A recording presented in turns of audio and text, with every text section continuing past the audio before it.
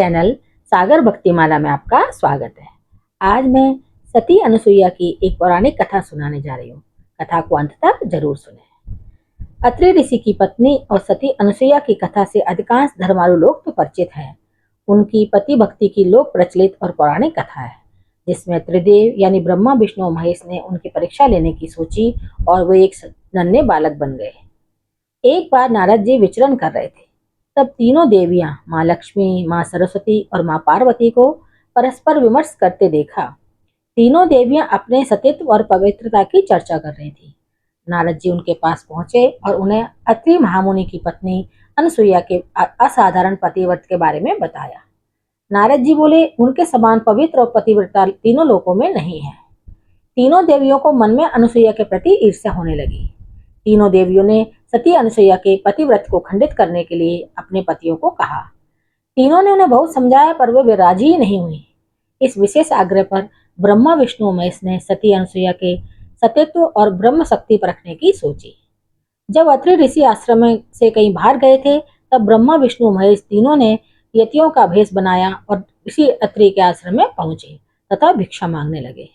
अतिथि सत्कार की परंपरा के चलते सती अनुसुईया ने त्रिमूर्तियों का उचित रूप से स्वागत कर उन्हें खाने के लिए निमंत्रित किया। लेकिन यतियों के भेष में त्रिमूर्तियों ने एक स्वर में कहा, हे साध्वी, हमारा एक नियम है, जब तुम निर्वस्त्र होकर भोजन परोसोगी तभी हम भोजन करेंगे। अनुसुईया असमंजस में पड़ गई। इससे तो उसके पतिव्रत में खंडित होने का संकट है। उन्होंने मन ही मन ऋषि अत्रि का स्मरण किया। दिव्य शक्ति से उन्होंने जाना कि यह तो त्रिदेव ब्रह्मा, विष्णु और महेश हैं। मुस्कुराते हुए माता अनुसुईया बोली, जैसी आपकी इच्छा। तीनों यतियों पर जल छिड़ककर उन्हें 3 प्यारे बच्चों में बदल दिया। सुंदर शिशु देखकर माता अनुसुईया के हृदय में मातृत्व भाव उमड़ आया। शिशुओं को स्तनपान कराया, दूध भात खिलाया, गोद में सुलाया। तीनों गहरी नींद सो गए। अनुसुईया माता ने तीनों को झूले में सुलाकर कहा, तीनों लोगों पर शासन करने वाले त्रिमूर्ति मेरे शिशु बन गए। मेरे भाग्य को क्या कहा जाए।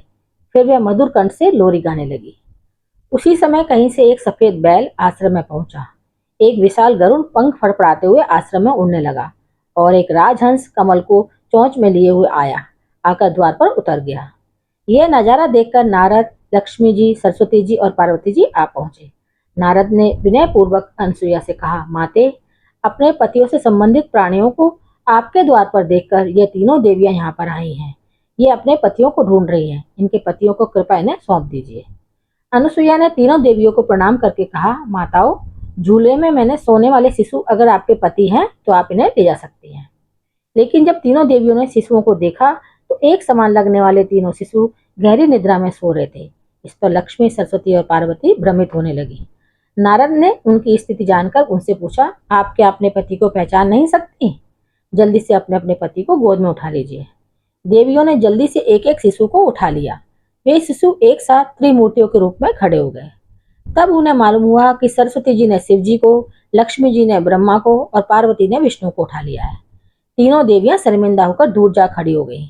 तीनों देवियों ने माता अनुसुईया से क्षमा याचना की और वह सच बताया कि उन्होंने ही परीक्षा लेने के लिए अपने पतियों को बाध्य किया था। फिर प्रार्थना की कि उनके पति को उन्हें पुनः अपने स्वरूप में ले आए। माता अनुसुईया ने त्रिदेवों को उनका रूप प्रदान किया। तीनों देव सती अनुसुईया से प्रसन्न हो बोले, देवी वरदान मांगो। त्रिदेव की बात सुनकर अनुसुईया बोली, प्रभु, आप तीनों मेरी कोख से जन्म लें, ये वरदान चाहिए, अन्यथा नहीं। तभी से वह माँ सती अनुसुईया के नाम से प्रख्यात हुई तथा कालांतर में भगवान दत्तात्रेय के रूप में भगवान विष्णु का, चंद्रमा के रूप में ब्रह्मा का तथा दुर्वासा के रूप में भगवान शिव का जन्म माता अनुसुईया के गर्भ से हुआ। तो ये थी सती अनुसुईया के तप की कहानी। उनके तप के प्रभाव से भगवान बच्चे बन गए। मेरे चैनल को सब्सक्राइब, शेयर और लाइक जरूर करें। धन्यवाद।